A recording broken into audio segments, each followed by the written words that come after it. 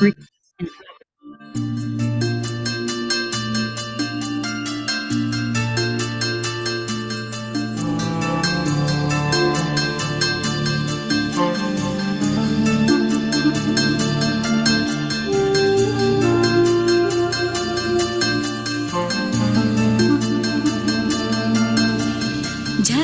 तुम्हारी ओ प्यारे भगवन,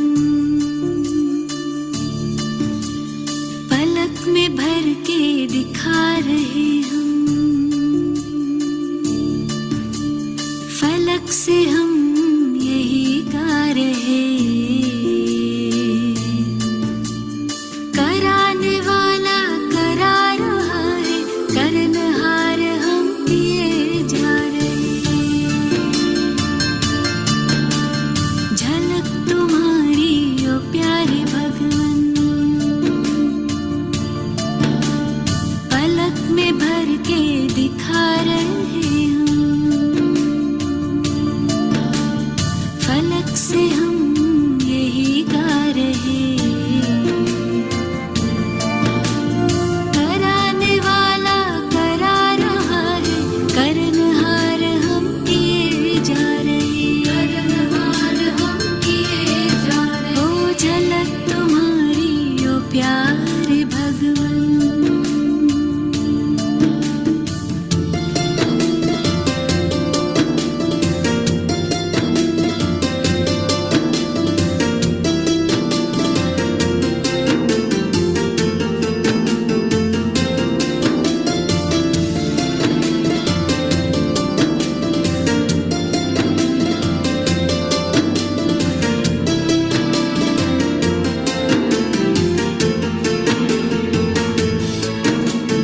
करन करावन हार तुम्ही हो, तुम्ही तो करते तुम्ही कराते, बने हैं हम तो निमित्त केवल, हम अपनी उंगली पर लगाते,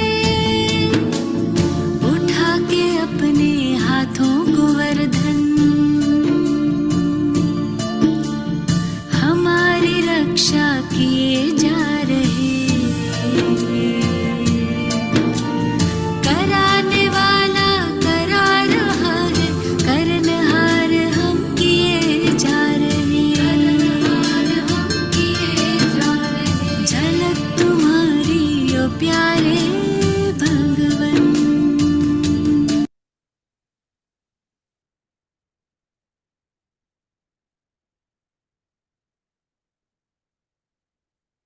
ओम शांति।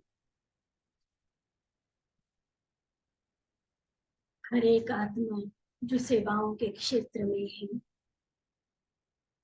हम देखते हैं कि आज सेवाओं का बहुत विस्तार हो रहा है और इतनी वंडरफुल सेवाएं हो रही है बाबा के इस यज्ञ की, और वो हर कोई जो सेवा कर रहा है ये दिल से, अनुभव से, पूरी फलक और झलक से कह सकता है कि ये हम नहीं लेकिन हमारे द्वारा बाबा करवा रहा है। वो करन करावनहार हमें अपना साथी बनाकर चल रहा है, उस ईश्वरीय कार्य में हम मददगार बने हैं, खुदाई खिदमतगार बने हैं। इस तरह के स्वमान और नशे के साथ हम सेवाओं में आगे बढ़ते रहते हैं।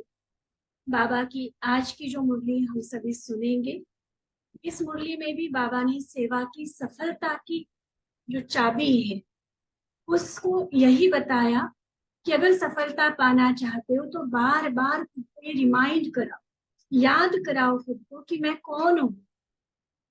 यहाँ कर्तापन का भान नहीं आना चाहिए, लेकिन मैं भगवान के साथ मददगार, खुदाई खिदमतगार हूँ। ये मेरा सौभाग्य है कि तन मन धन या अन्य किसी भी तरीके से हम जो सेवा कर रहे हैं वो बाबा स्वीकार कर रहा है। भगवान ने खुद मुझे चूज किया है इन सेवाओं के लिए। इस तरह से हम अपने आप को ये स्वमान देकर जब चलाएंगे तो नशे, जो उल्टा नशा होता है अभिमान, उनसे भी बचे रहेंगे और सफलता ही सफलता हम जीवन में अनुभव करते जाएंगे। तो चले प्यारे बाबा के सम्मुख बैठकर हम बाबा के अति मधुर महावाक्य सुनते हैं।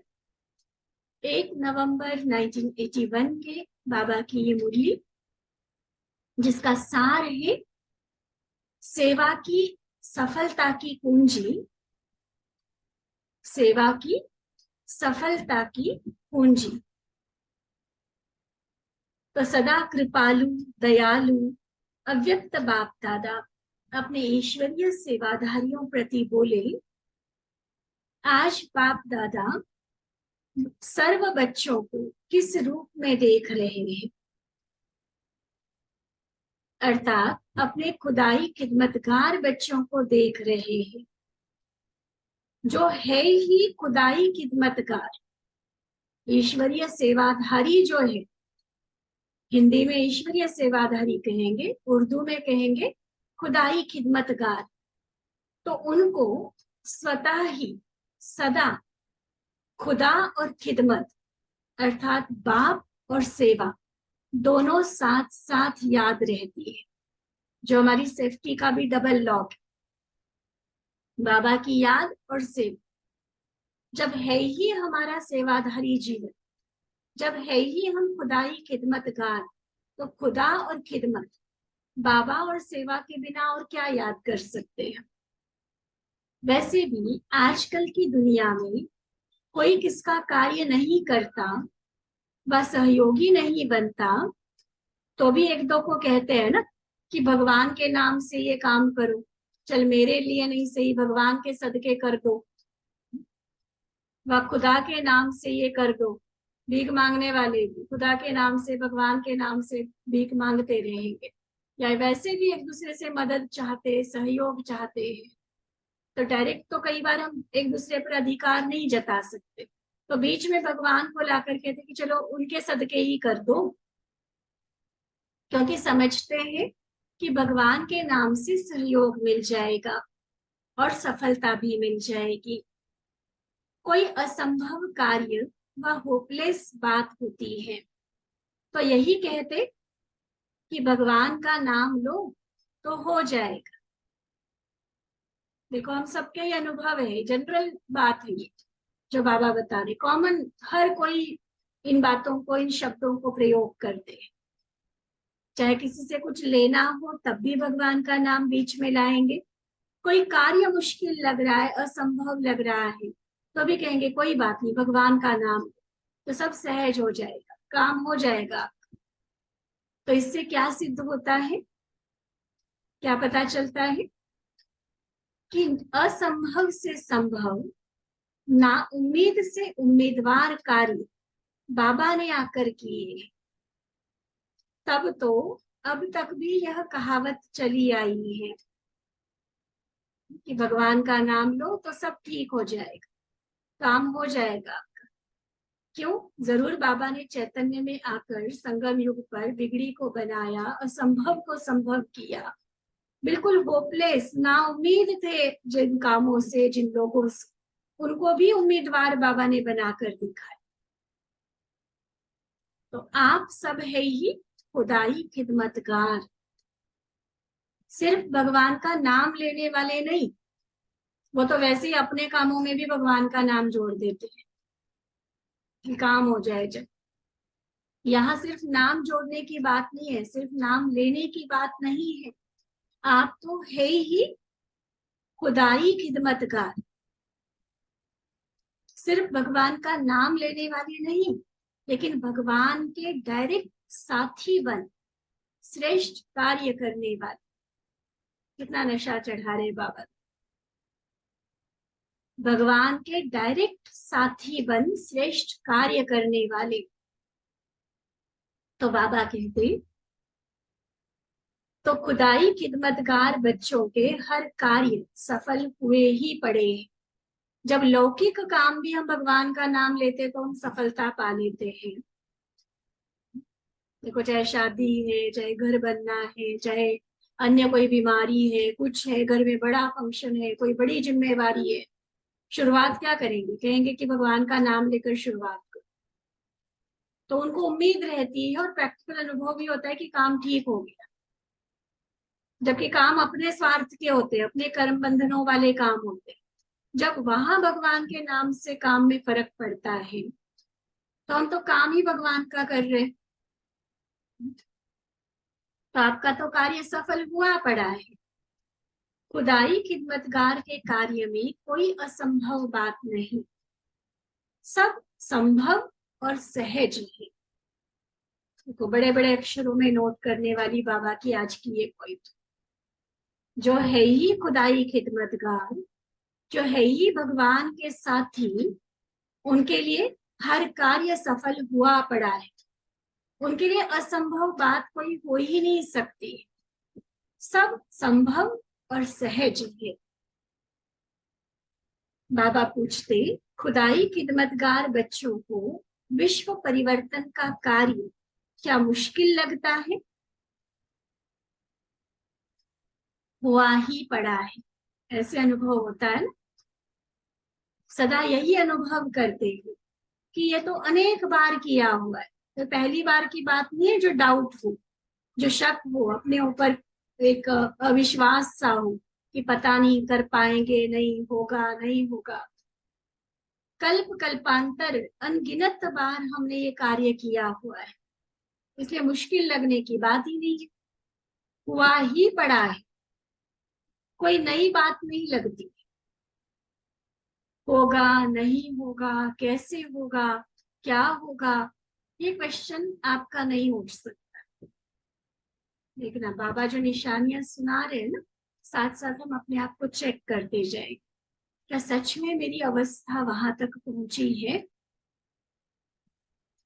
क्योंकि बाबा के साथी हो ना, भगवान सर्वशक्तिमान जहां साथ है, तो असंभव क्या होता, मुश्किल क्या होता, पता ही नहीं होना चाहिए। जबकि अब तक, फिर बाबा वही बात ध्यान दिलाए, जबकि अब तक सिर्फ भगवान के नाम से ही काम हो जाते थे। तो डायरेक्ट साथ में कार्य करने वाले बच्चों का हर कार्य सफल हुआ ही पड़ा है। एक वरदान के रूप में बाबा का आज का अनुभव करेंगे। बाबा के साथी होने के नाते हमारे हर कार्य में बाबा ने सफलता का वरदान, सफलता की गारंटी दी हुई है। और इसीलिए बाप दादा बच्चों को सफलता मूर्त कहते हैं। सफलता के सितारे अपनी सफलता द्वारा विश्व को रोशन करने वाले। तो सदा अपने को ऐसे सफलता मूर्त अनुभव करते हो। बाबा ने वरदान दिया, गारंटी दी, लेकिन मेरे प्रैक्टिकल जीवन का अनुभव क्या कहता है? क्या मेरे हर कार्य में सदा सफलता मिल रही है? अगर चलते चलते कभी भी असफलता या मुश्किल का अनुभव होता है, तो उसका कारण, वो सूक्ष्म कारण बाबा ने बताया। चलते चलते मान लो कहीं असफलता मिलती, या जितना चाहते थे उतना सफलता नहीं होती, परसेंटेज हो जाती है, कोई कार्य मुश्किल लगता है, तो उसका कारण क्या होता है कि स्वयं को सिर्फ खिदमतगार समझते, जबकि हम हैं कौन? क्या टाइटल दिया बाबा ने? सिर्फ खिदमतगार हो या खुदाई खिदमतगार हो। जब खुदाई खिदमतगार के बदले सिर्फ खिदमतगार बन जाते, ईश्वरीय सेवा के बदले सिर्फ तो कार्य लगता है, खुदा को खिदमत से जुदा कर देते। इसलिए अकेले होने के कारण फिर सहज भी मुश्किल हो जाता है। क्लियर हो रही है बाबा की बात? कार्य चाहे जैसा भी, लेकिन बाबा के साथ होने से कोई कार्य मुश्किल हो ही नहीं सकता, असंभव हो ही नहीं सकता, असफलता आ ही नहीं सकती। लेकिन अगर असफलता आ रही है, कार्य मुश्किल लग रहा है, मन कंफ्यूज हो रहा है, तो इसका मतलब बाबा से जुदा हो गए। लेकिन इसलिए बाबा फिर नाम पक्का करा है। आपका नाम ही क्या है? खुदाई खिदमत का। तो कंबाइंड को अलग नहीं करो ना, लेकिन अलग कर देते इसलिए फिर मुश्किल लगता, असफलता फेस करना पड़ता। तो सदा यह नाम याद रहे, पक्का करना आज हम है खुदाई खिदमतगार। तो ये नाम याद रहे, क्या कह रहे बाबा? यह नाम याद रहे तो सेवा में स्वतः ही खुदाई जादू भरा हुआ, मैं खुदाई खिदमतगार हूँ। तो देखना कैसे वंडरफुल सेवाएं बाबा कराएगा, जैसे मैजिक भर जाएगा हमारी सेवाओं में। सेवा के क्षेत्र में भिन्न भिन्न प्रकार के स्व प्रति व सेवा प्रति विघ्न आते हैं। उसका भी कारण सिर्फ यही होता जो स्वयं को सिर्फ सेवाधारी समझते। सुनना ध्यान से, चाहे असफलता होती, चाहे मुश्किल अनुभव होता, या कोई ना कोई विघ्न जो सामने आते, बाधाएं है, संगठन में टकराव है, अन्य कई तरह की जो समस्याएं विघ्न आते हैं। वैसे देखा जाए तो कई बार अलग अलग कारण दिखाई देंगे, कोई और व्यक्ति कारण लगेगा हम, लेकिन आज बाबा कारण क्या कह रहे हैं? क्या कह रहे हैं? खुदाई खिदमतगार नहीं समझते,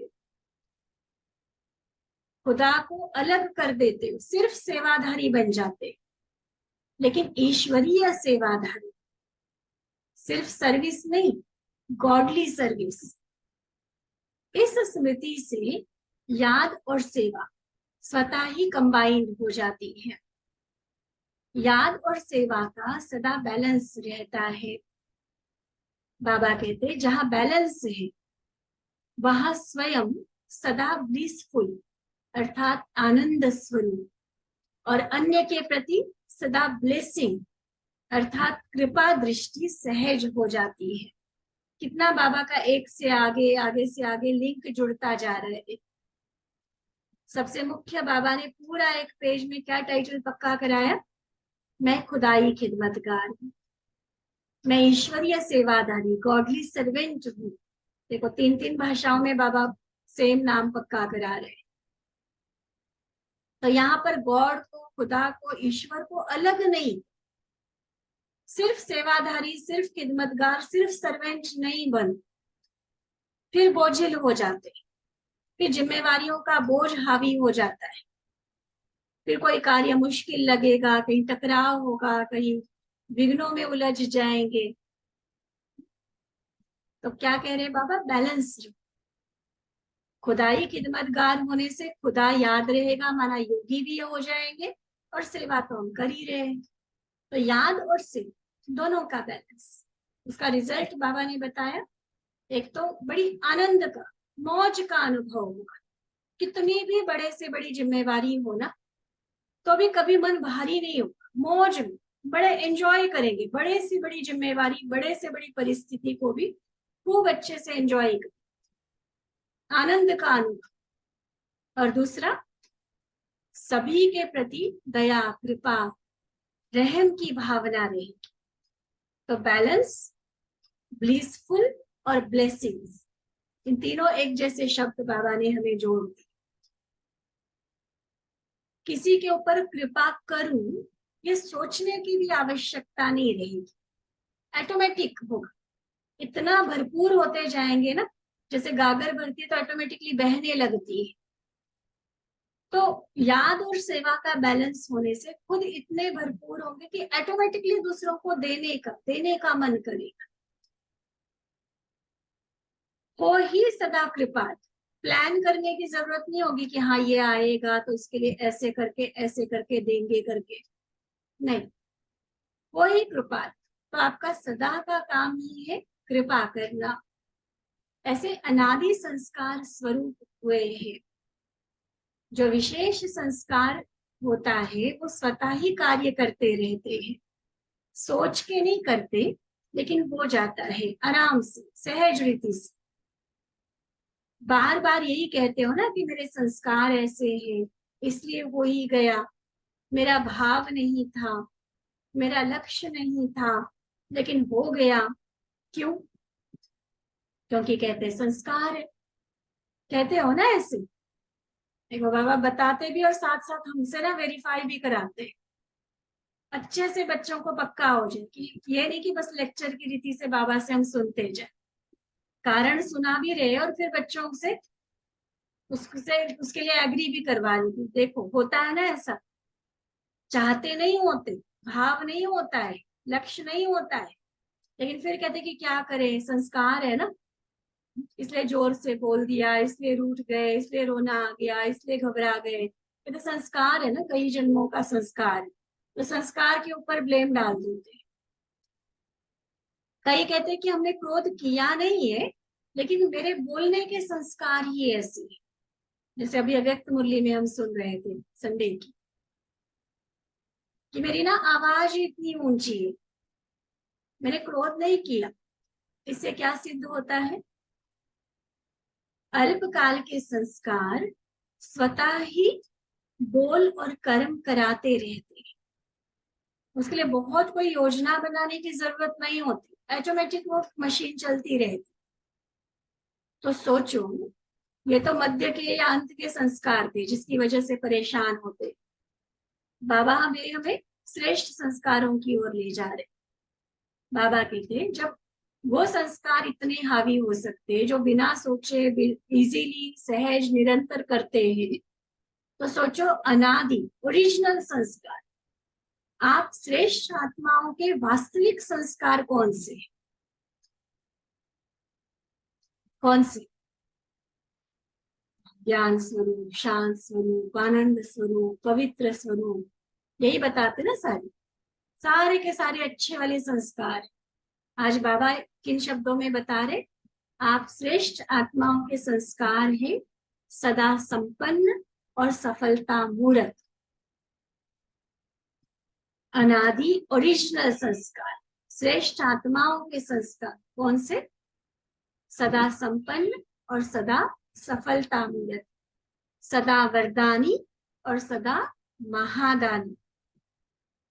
तो ये संस्कार स्मृति में रहने से स्वतः सर्व के प्रति कृपा दृष्टि रहती है। अब अल्पकाल के संस्कारों को अपने अनादि काल के संस्कारों से परिवर्तन कर। अल्पकाल समझ में आया ना? ये जो माया के कारण जो संस्कार हमारे अंदर आ गए, जो निगेटिव संस्कार जिसको हम विकार कहते हैं, अब फिर से अपने अनादि संस्कारों को इमर्ज कर। संस्कारों को ना डिलीट या खत्म नहीं किया जाता, उनको रिप्लेस करना होता है, बदलना होता है। तो जो भी ये माया के कारण गलत संस्कार आए हैं, अब फिर से अपने अनादि संस्कारों की बार बार बार बार प्रैक्टिस करते हुए पुराने को, अल्पकाल वाले को ओरिजिनल वाले से चेंज कर दो। फिर भिन्न भिन्न प्रकार के विघ्न अनादि संस्कार इमर्ज होने से सहज समाप्त हो जाएंगे। बाप दादा को अब तक भी बच्चों के स्व परिवर्तन व विश्व परिवर्तन की सेवा में मेहनत देख सहन नहीं होता। वही संस्कार सालों हो गए ज्ञान में चलते हुए और आज तक एक से ही उलझे हुए, बार बार उसी संस्कार से हार खा रहे, तो कैसा लगता होगा बाबा? आज बाबा भी कह रहे मेरे से भी सहन नहीं होता, मैं देख नहीं पाता बच्चों को कितनी मेहनत कर रहे, इतने उलझे हुए हैं। देखो, खुदाई खिदमतगार और मेहनत शोभा तो नहीं देता ना?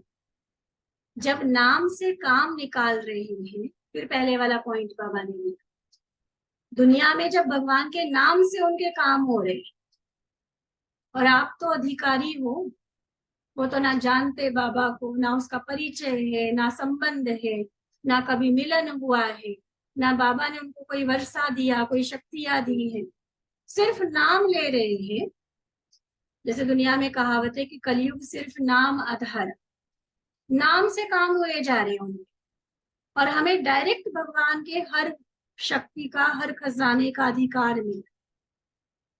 तो क्या हमारे काम वो हमारे सफल नहीं हो सकते?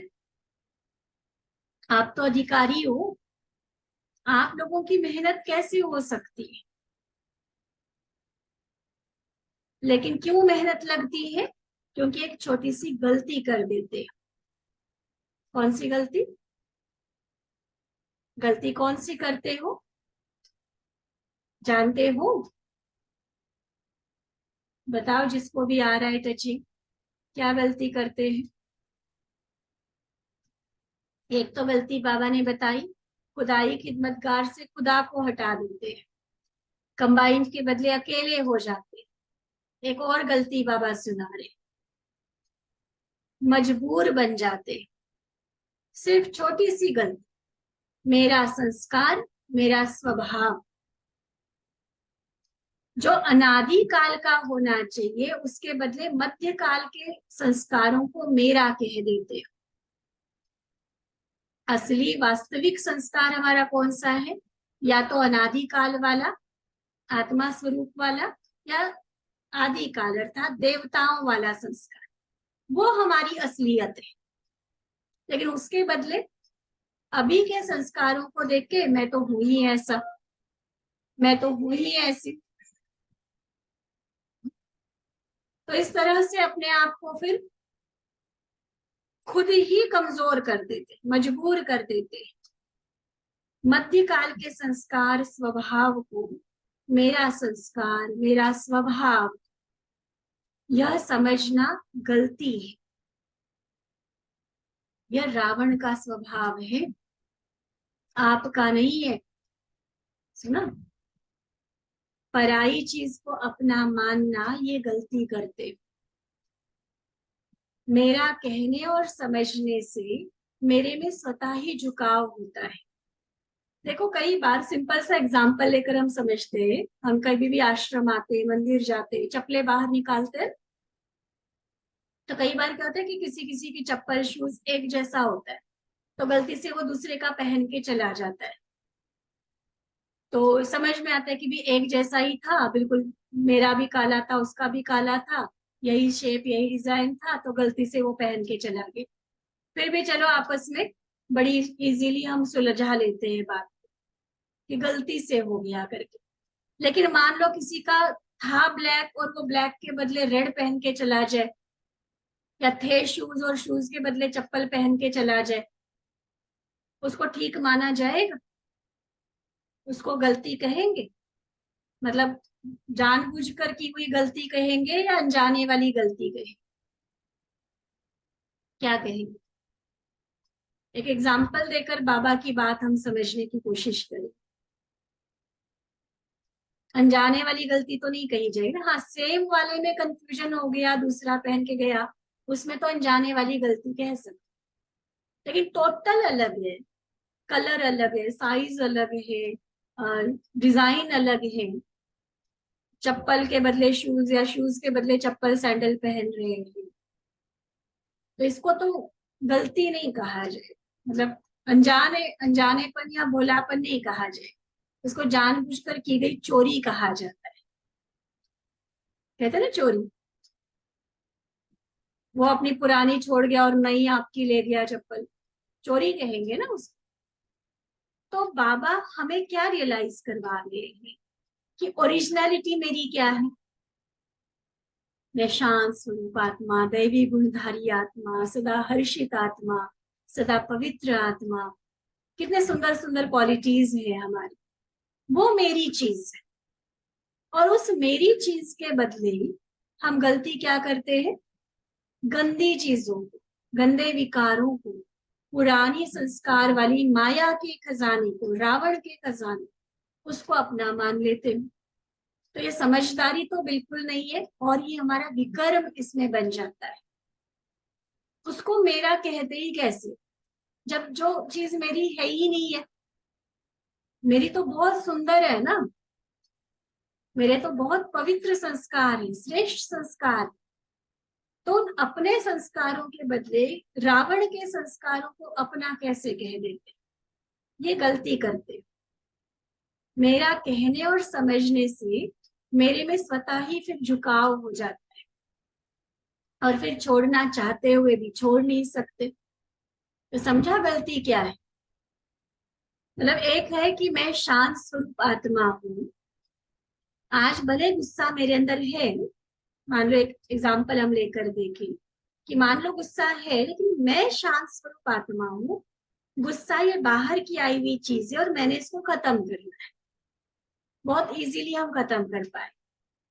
और अगर हम ये कहेंगे कि मेरा स्वभाव ही गुस्से वाला है और फिर अब मैं उसके ऊपर मेहनत करूं कि अब मेरा स्वभाव बदल जाए, नहीं हो सकता। सोचने में, समझने में बहुत बहुत मायने रखती है ये चीजें कि परिवर्तन क्या आने वाला है, क्या मैं सोच रही हूँ संस्कार को लेकर, मेरा कह रही हूँ या बाहर का कह रही हूँ, असलियत में मेरा कौन सा है, ये रियलाइजेशन जरूरी है। ये जो स्वमानों का अभ्यास बताया जाता है, 25 बार लिखो, 108 बार लिखो, मन में चिंतन करो, बार बार उसका लिखो उसके ऊपर कि इसका मतलब क्या है, इसकी निशानियां क्या है, इसका कर्तव्य क्या है, क्यों कहा जाता है, ताकि उन श्रेष्ठ संस्कारों को हम इमर्ज रूप में चला सके। और वो जितना ज्यादा इमर्ज होते जाएंगे, निगेटिव खत्म होता जाएगा, रोशनी जितनी ज्यादा बढ़ती जाएगी, अंधेरा खत्म होता जाएगा। लेकिन मैं अंधेरों को ही अपनी किस्मत मान के बैठूं, उसी को अपना स्वभाव, अपना संस्कार मान के बैठूं, फिर तो रोशनी की उम्मीद ही छोड़ दो। ठीक है, स्पष्ट हुई बाबा की बात? तो फिर बाबा पक्का करा रहे, सदा याद रखो हम खुदाई खिदमतगार हैं। मैंने किया नहीं, खुदा ने मेरे से कराया। इस एक स्मृति से सहज ही सर्व विघ्नों के बीज को सदा के लिए समाप्त कर दो। सर्व प्रकार के विघ्नों का बीज 2 शब्दों में है। सर्व प्रकार के विघ्नों का बीज 2 शब्दों में है। कौन से 2 शब्द? जिन शब्दों से ही विघ्न का रूप आता है, कई बार सुना है हम सब ने। ऐसे तो विस्तार तो बहुत है, विघ्न के आने के दरवाजे को जानते हो ना, नामी ग्रामी 2 शब्द कौन से? विस्तार बहुत है, लेकिन 2 शब्दों में सार आ जाता है, अभिमान और अपमान। अभी कुछ दिन पहले वरदान में आई थी ये बात। विघ्न आता ही तब है, या तो अभिमान में आता है या अपमान महसूस कर। सेवा के क्षेत्र में विशेष विघ्न इन 2 रास्तों से आता है। या तो मैंने किया, ये अभिमान आएगा, या फिर अपमान की भावना होगी कि मैंने इतना किया तो भी मुझे ये नहीं किया। और अगर हम कहेंगे कि खुदा ही खिदमतगार है, बाबा करा रहा है, तो क्रेडिट सारा किसको, नाम मान शान सारा किसका होना चाहिए? बाबा का। मुझे तो कोई अपेक्षा ही नहीं, तो ना अभिमान आएगा ना कोई अपमान वाली बात रहेगी। तो ये अभिमान और अपमान की भावना भिन्न भिन्न विघ्नों के रूप में आ जाती है। बाबा कहते हैं जब है ही खुदाई खिदमतगार, करन करावनहार बाप है, तो ये गलती करते हो ना कि मैंने किया कि, इसलिए कहा कि खुदा को जुदा नहीं करो, कंबाइन रूप। सेवा में भी कंबाइन रूप याद रखो, खुदा और खिदमत, याद और सेवा। बाबा पूछते क्या ये करना नहीं आता? आता है ना, आता है तो हमेशा करते, बहुत सहज है, मेहनत से छूट जाए। समझा क्या करना है? आगे बाबा ने विशेष पार्टियों से मुलाकात की है, अदर कुमारों से, माताओं से, तो वो हम नेक्स्ट क्लास में लेंगे। अभी प्यारे बाबा का याद प्यार, ऐसे सदा अनादि संस्कार स्मृति स्वरूप, सदा स्वयं को निमित्त मात्र, बाबा को करन करावन हार अनुभव करने वाले, सदा स्वयं अनादि स्वरूप अर्थात ब्लिसफुल, किसी भी प्रकार के विघ्नों के बीज को समाप्त करने में समर्थ आत्मा है। ऐसे सदा बाबा के साथी ईश्वरीय सेवाधारियों, खुदाई खिदमतगारों को बाप दादा का याद प्यार और नमस्ते। हम रूहानी बच्चों की रूहानी बाप दादा को दिल व जान सिकवा प्रेम से नमस्ते नमस्ते नमस्ते जी। अच्छा, ओम शांति।